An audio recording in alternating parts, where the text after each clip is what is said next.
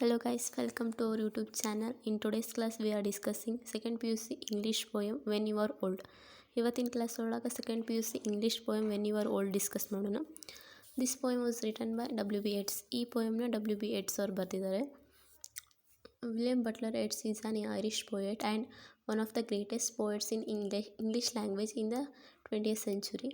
He was awarded Nobel Prize for Literature in 1923. He is one among the great love poet of the world.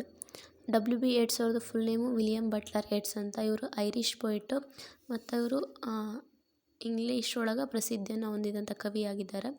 ಮತ್ತು ಇವರಿಗೆ 1923 ಒಳಗೆ Nobel award ಕೂಡ ಸಿಕ್ಕೈತಿ. ಆಮೇಲೆ ಇವರು ಪ್ರೇಮ ಕವಿ ಅಂತ ಕೂಡ ಫೇಮಸ್ ಆಗಿದ್ದಾರೆ. ಈ ಒಂದು ಪೋಯಮ್ ಒಳಗೆ ಕವಿಯವರು ತನ್ನ ಪ್ರೇಯಸಿಯ ಬಗ್ಗೆ ಒಂದು ನಿವೇದನೆಯನ್ನು ಹೇಳ್ತಾ ಹೋಗ್ತಾರೆ. ಅಂದರೆ ಅವರು ಯಂಗಿದ್ದಾಗ ಒಂದು ಹುಡುಗಿಯನ್ನು ಪ್ರೀತಿ ಮಾಡ್ತಿರ್ತಾರೆ. ಬಟ್ ಆ ಒಂದು ಹುಡುಗಿ ಇವರ ಒಂದು ಪ್ರೀತಿಯನ್ನು ಅರ್ಥ ಮಾಡ್ಕೊಳ್ಳದೆ ಬಿಟ್ಟು ಹೋದಂಥ ಸಂದರ್ಭದೊಳಗೆ ಅವ್ರಿಗೆ ಹೇಳ್ತಾ ಈ ಪೋಯಮ್ನ ಬರೆದಿದ್ದಾರೆ. First stanza. When you are old and grey and full of sleep and nodding by the fire, take down this book and slowly read and dream of the soft look your eyes had once and of their shadows deep. ಇದರೊಳಗಿರೋಂಥ ಸ್ವಲ್ಪ difficult words. First paragraph difficult words meaning in Kannada. Books ಅಂತಂದರೆ ನಾವು casual ಆಗಿ ಪುಸ್ತಕಗಳು ಅಂತ ಹೇಳ್ತೀವಿ. But ಈ poem ಒಳಗೆ ಬುಕ್ಸ್ ಅಂದರೆ ನೆನಪುಗಳು ಅನ್ನೋ ಅರ್ಥವನ್ನು ಕೊಡುತ್ತವೆ. ಹಾಗೆಯೇ ನೆಕ್ಸ್ಟ್ ಗ್ರೇ ಅಂತಂದರೆ ಸುಕ್ಕಾದ, ಅಂದರೆ ವಯಸ್ಸಾದ ಮೇಲೆ ಚರ್ಮ ಎಲ್ಲ ಸುಕ್ಕಾಗುತ್ತಲ್ಲ ಆ ರೀತಿ ಅರ್ಥ. ನಾಬಿಕ್ ಅಂತಂದರೆ ತಲೆ ಎಲ್ಲ ಆಡಿಸುತ್ತಾ. ಶ್ಯಾಡೋ ಅಂತಂದರೆ ನೆರಳು ಅನ್ನೋ ಅರ್ಥ ಕೊಡುತ್ತೆ. ಫಸ್ಟ್ ಅಂಜ ಒಳಗೆ ಏನು ಹೇಳ್ತಾರೆ ಅಂದರೆ, ನಿನಗೆ ಯಾವಾಗ ವಯಸ್ಸಾಗುತ್ತಲ್ಲ ಆ ಒಂದು ಸಂದರ್ಭದೊಳಗೆ ನೀನು ಫುಲ್ ನಿದ್ದೆ ಗಣ್ಣೊಳಗೆ ತಲೆ ಅಲ್ಲಾಡಿಸುತ್ತಾ ಏನು ಬೆಂಕಿ ಮುಂದೆ ಚಳಿಯನ್ನು ಕಾಸಲಿಕ್ಕೆ ಅಂತ ಕೂತಿರ್ತೀಯಲ್ಲ, ಅಂಥ ಸಂದರ್ಭದೊಳಗೆ ನಾ ಬರೆದಿರತಕ್ಕಂಥ ಈ ಬುಕ್ಕವನ್ನು ತೆಗೆದುಕೊಂಡು ಸ್ಲೋ ಆಗಿ ಓದಲಿಕ್ಕೆ ಸ್ಟಾರ್ಟ್ ಮಾಡು. ಆ ಒಂದು ಬುಕ್ಕನ್ನ ಓದಬೇಕಾದ್ರೆ ನಿನಗೇನು ಅನಿಸುತ್ತೆ ಅಂದರೆ, ನೀ ಯೌವನಾವಸ್ಥೆ ಒಳಗಿರಬೇಕಾದ್ರೆ ಯಾವ ರೀತಿ ಸೌಂದರ್ಯವಂತೆ ಆಗಿದ್ದೆ, ಹಾಗೆ ನಿನ್ನ ಕಣ್ಣುಗಳು ಯಾವ ರೀತಿ ಎಲ್ಲರನ್ನೂ ಸೆಳೆಯುವಂಥ ಆಕರ್ಷಣೆಯನ್ನು ಹೊಂದಿದ್ದವು. And of there shadow deeps ಅಂದರೆ ಆ ಕಣ್ಣಿನಲ್ಲಿ ಇರ್ತಕ್ಕಂಥ ಡಿಫಿಕಲ್ಟ್ಸ್ನೆಲ್ಲ ನೀನು ನೆನಪು ಮಾಡ್ಕೋ ಅಂತ ಹೇಳ್ತಾರೆ. ಮನಸ್ಸಿನಲ್ಲಿ ಇರ್ತಕ್ಕಂಥ ನೋವು ಸಂಕಟ ಅಂತ ಕೂಡ ಅನ್ಬೋದು, ಅದನ್ನೆಲ್ಲ ನೀನು ನೆನಪು ಮಾಡ್ಕೋ ಅಂತ ಹೇಳ್ತಾರೆ. How many loved your moments of glad grace and loved your beauty with you love false or true, but one man loved the pilgrim soul in you and loved the sorrows of your changing face. Second paragraph ಒಳಗೆ ಬರ್ತಿರುವಂಥ difficult words meaning ನೋಡೋಣ. Moments ಅಂತಂದರೆ ಕ್ಷಣಗಳನ್ನು ಅರ್ಥ ಕೊಡುತ್ತೆ. Glad grace ಅಂದರೆ ದೈಹಿಕ ಸೌಂದರ್ಯ. ಪಿಲಿಗ್ರಮ್ ಸೋಲ್ ಅಂತಂದರೆ ನಿಜವಾದ ಪ್ರೀತಿಗಾಗಿ ಹುಡುಕಾಟ. ನೆಕ್ಸ್ಟ್ ಸ್ಯಾರೋ ಅಂತಂದರೆ ದುಃಖ. ಚೇಂಜಿಂಗ್ ಫೇಸ್ ಅಂದರೆ ಬ್ಯೂಟಿ ವಿಲ್ ಫೇಡ್ ಅವೇ ಅನ್ನೋ ಅರ್ಥನ ಕೊಡುತ್ತೆ. ನೆಕ್ಸ್ಟ್ ಸೆಕೆಂಡ್ ಪ್ಯಾರಾಗ್ರಾಫ್ ಮೀನಿಂಗ್ ನೋಡಬೇಕಂದ್ರೆ, ಎಷ್ಟೋ ಜನ ನೀನು ಯೌವನಾವಸ್ಥೆ ಒಳಗಿರಬೇಕಾದ್ರೆ ಹುಡುಗರು ನಿನ್ನ ಒಂದು ದೈಹಿಕ ಸೌಂದರ್ಯವನ್ನು ನೋಡಿ ಪ್ರೀತಿಯನ್ನು ಮಾಡ್ತಾರೆ. ಆದರೆ ಅದು ನಿಜವಾದ ಪ್ರೀತಿ ಹೌದೋ ಅಲ್ಲ ಅನ್ನೋದು ಅವ್ರಿಗೆ ಕರೆಕ್ಟಾಗಿ ಗೊತ್ತಿಲ್ಲ ಅಂತ ಹೇಳ್ತಾರೆ.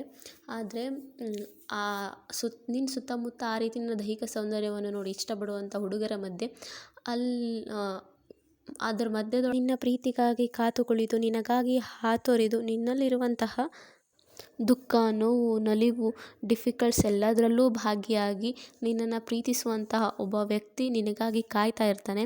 ನಿನ್ನ ಸೌಂದರ್ಯ ವಯಸ್ಸಾಗುವವರೆಗೂ ಮಾತ್ರ ಇರ್ಬೋದು, ಆಮೇಲೆ ಆ ಸೌಂದರ್ಯ ಹೊರಟೋಗುತ್ತೆ. ಆದರೆ ಅವನಲ್ಲಿರುವಂಥ ಪ್ರೀತಿ ಶಾಶ್ವತವಾಗಿರುತ್ತೆ. ನೀನು ಇರುವ ತನಕ ಆ ಒಂದು ವ್ಯಕ್ತಿಯ ಪ್ರೀತಿ ಇರುತ್ತೆ ಅಂತ ಅವರು ಈ ಒಂದು ಸ್ಟಾಂಜ ಒಳಗೆ ಬೇರೆಯವರ ಪ್ರೀತಿಗೂ ಮತ್ತು ತಮ್ಮ ಪ್ರೀತಿಗೂ ಯಾವ ರೀತಿ ವ್ಯತ್ಯಾಸ ಇದೆ ಅಂತ ಹೇಳ್ತಾ ಹೋಗ್ತಾರೆ.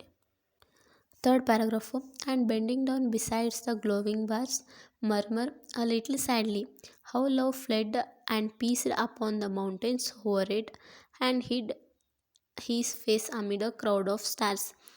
ಇದರೊಳಗೆ ಬರುವಂಥ ಡಿಫಿಕಲ್ಟ್ ವರ್ಡ್ಸ್ ಮೀನಿಂಗು. ಬೆಂಡಿಂಗ್ ಅಂದರೆ ಬಾಗಿದ, ಗ್ಲೋವಿಂಗ್ ಬಾರ್ಸ್ ಅಂದರೆ ಸುಡುವ ಇದ್ದಿಲು, ಮರ್ಮರ್ ಅಂತಂದರೆ ಗೊಣಗು, ಫ್ಲೆಡ್ ಅಂದರೆ ಮರೆಯಾಗು, ಪೇಸರ್ ಅಂದರೆ ವೇಗದ, ಅಮಿಡ್ ಅಂತಂದರೆ ಮಿಡಲ್ ಅನ್ನೋ ಅರ್ಥ ಕೊಡುತ್ತೆ. ನಿನಗೆ ವಯಸ್ಸಾದಂಥ ಸಂದರ್ಭದೊಳಗೆ ಏನು ಸುಡುವ ಇದ್ದಿಲ ಹತ್ರ ಕುಳಿತುಕೊಂಡು ನೀನು ಯಾವ ರೀತಿ ಚಳಿಯನ್ನು ಕಾಸ್ತಾ ಇರ್ತೀಯ ಅಂಥ ಸಂದರ್ಭದೊಳಗೆ ಈ ಒಂದು ಪುಸ್ತಕವನ್ನು ಓದಿದ ನಂತರ ನೀನು ನಿನ್ನಷ್ಟಕ್ಕೆ ನೀನೇ ಒಂದು ಗೊಣಗುಡುತ್ತಾ ಅಲ್ಲಿ ಕುಳಿತುಕೊಳ್ತೀಯ. ಇಂತಹ ಪ್ರೀತಿನ ನಾನು ಯಾಕೆ ಕಳ್ಕೊಂಡೆ, ಇಂತಹ ಒಂದು ಪ್ರೀತಿ ಒಂದು ಬೆಟ್ಟಗಳಲ್ಲಿ ಕಾಣದಂತೆ ಮರೆಯಾಗಿ ಹೋಯ್ತಲ್ಲ ನನಗೆ, ಹಾಗೆಯೇ ಈ ದೊಡ್ಡ ಒಂದು ನೀಲಿ ಆಕಾಶದೊಳಗೆ ಕಾಣದೇ ಇರೋ ರೀತಿಯಾಗಿ ಒಂದು ನಕ್ಷತ್ರಗಳಾಗಿ ಹೋಯ್ತಲ್ಲ ಅಂತ ಅವಳು ಪಶ್ಚಾತ್ತಾಪವನ್ನು ಪಡ್ತಾ ಕೂಡ್ತಾಳೆ ಅನ್ನೋದನ್ನು ಹೇಳ್ತಾ ಇದ್ದಾರೆ.